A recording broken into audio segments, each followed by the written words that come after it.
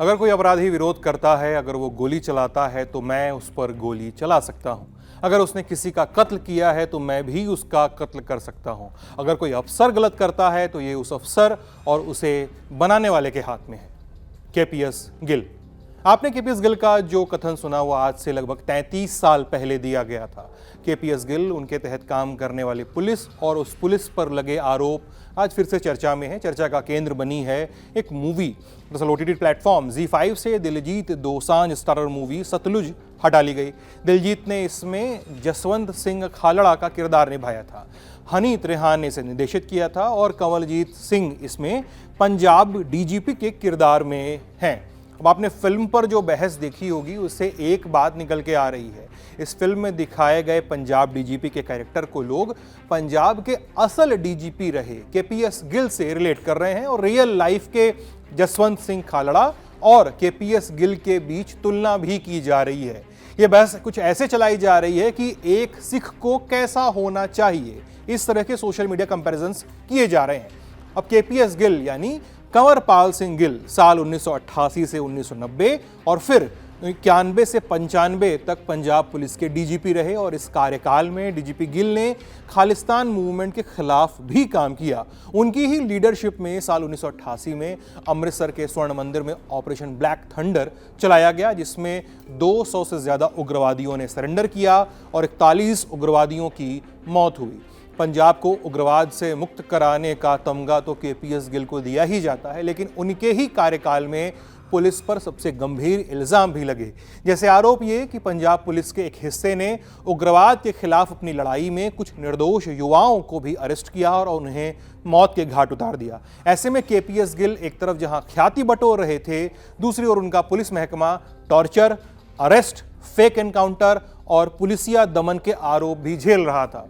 ऐसे में अप्रैल 1993 में तब इंडिया टुडे के पत्रकार रहे शेखर गुप्ता और कंवर संधू ने केपीएस गिल के साथ 3 घंटे तक इंटरव्यू किया था।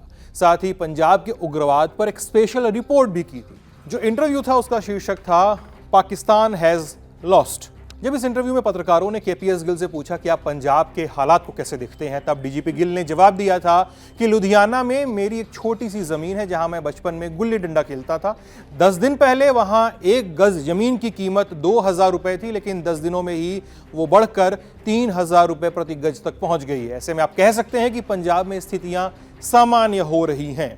ध्यान रहे कि तब सूबे के आईएएस अफसरों ने केपीएस गिल पे आरोप लगाए थे कि पंजाब पुलिस ने कानून को अपने हाथों में लिया है और पूरी तरह से मजिस्ट्रेसी की अवहेलना हो रही है। इस इल्जाम पर तब केपीएस गिल ने कहा था कि पंजाब में पुलिस के पास शक्तियां इसलिए हैं क्योंकि ये राज्य अपराध और अशांति से ग्रस्त है।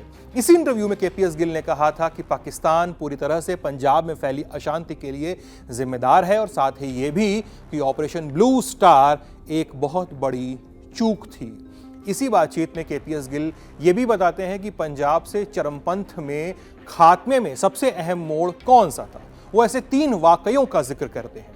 पहला वाकया बेहला एनकाउंटर, 8 जून 1992 का दिन, भिंडरा वाले टाइगर फोर्स ऑफ खालिस्तान, इसके स्वघोषित डिप्टी चीफ सुरजीत सिंह बेहला और स्वघोषित लेफ्टिनेंट जनरल मदन सिर्फ उर्फ छोटा बेहला को एनकाउंटर में मार गिराया गया।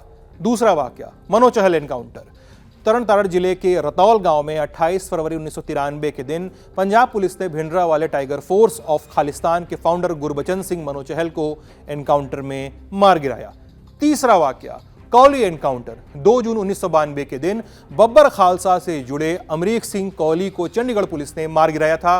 कौली और उसके साथ के लोगों पर इल्जाम थे कि उन्होंने ऑल इंडिया रेडियो के कर्मचारी ML मनचंदा का सिर धड़ से अलग कर दिया था और सिर को पंजाब सरकार को एज एक चुनौती की तरह भेज दिया था। पुलिस की ज्यादतियों वाले सवाल पर इसी इंटरव्यू में केपीएस गिल ने कहा था कि मैंने किसी भी व्यक्ति की तुलना में सबसे अधिक पुलिस वालों को बर्खास्त किया है और जब भी कोई शिकायत आती है तो मैंने एक्शन लिया है। लेकिन उस सीधे सवाल कि आपकी पुलिस ने लोगों को फर्जी एनकाउंटर में मारा है, उस पर केपीएस गिल ने सीधा इंकार सामने रखा था और कहा कि अगर कोई अपराधी विरोध करता है, अगर वो गोली चलाता है तो मैं उस पर गोली चला सकता हूं।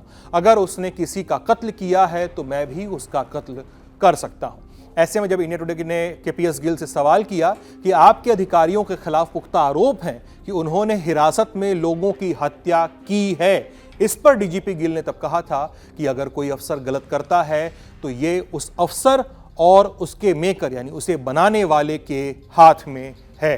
इंडिया टुडे के तभी की report KPS Gill true grit यानी ये रिपोर्ट, इसमें लिखा गया कि तब पंजाब पुलिस को पूरे एंटी टेरर ऑपरेशन के लिए तैयार करने में इंडियन आर्मी के लेफ्टिनेंट जनरल बीकेएन छिब्बर की बहुत बड़ी भूमिका थी। छिब्बर तब जालंधर में बतौर कोर कमांडर तैनात थे।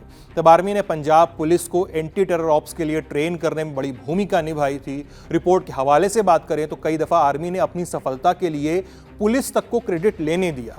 स्थितियां ऐसी हो गई कि तब बब्बर खालसा के स्वघोषित लेफ्टिनेंट जनरल सुखदेव सिंह ने मीडिया से बातचीत में कहा था कि अब हमें हथियार तक नहीं मिल पा रहे हैं। पंजाब में स्थितियां ऐसी हो गई थी कि पंजाब पुलिस ने 75 के आसपास बुलेट प्रूफ ट्रैक्टर असेंबल करवाए थे।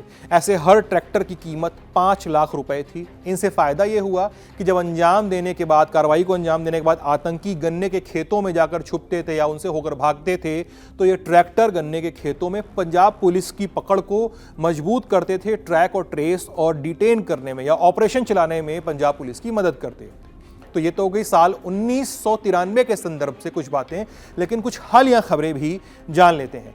खबर नंबर 1, पंजाब और हरियाणा हाई कोर्ट में एक जनहित याचिका दायर की गई है जिसमें मांग की गई है कि सतलुज मूवी को फिर से ओटीटी प्लेटफॉर्म्स पर लेकर आया जाए। खबर नंबर 2, पंजाब के गांव-गांव में इस मूवी की स्क्रीनिंग स्थानीय संगठन और राजनीतिक दल मिलकर करवा रहे हैं। और खबर नंबर 3, शिरोमणि गुरुद्वारा प्रबंधन कमेटी ने भी आज अमृतसर में प्रदर्शन किया। जिला प्रशासन को ज्ञापन सौंपकर सतलुज के पुनर्प्रसारण की डिमांड उन्होंने कर डाली है। बाकी खबरें जो आएंगी वो तो हम बताएंगे ही। आप बने रहिएगा हमारे साथ, ललन टॉप देखते रहिएगा। बहुत बहुत शुक्रिया।